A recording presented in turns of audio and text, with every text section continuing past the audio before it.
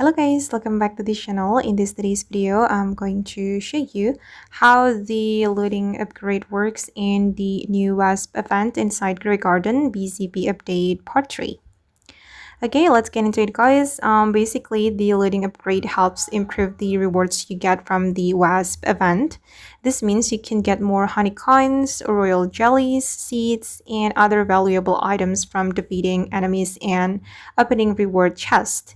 The higher your looting level is, the better your chances of getting stronger rewards.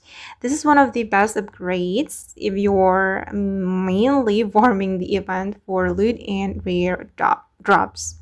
And to upgrade it, guys, you need to head over the combat upgrade station and upgrade the looting stat. You're going to click on the combat menu right here, and then you're going to upgrade the looting. I've already upgraded until level 2, and for the next great upgrade I need 6k honey coins.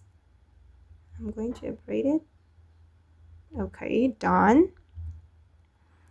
And if you want more valuable every time you defeat if you want more value every time you defeat the Wasp King, guys, this upgrade is definitely worth getting early.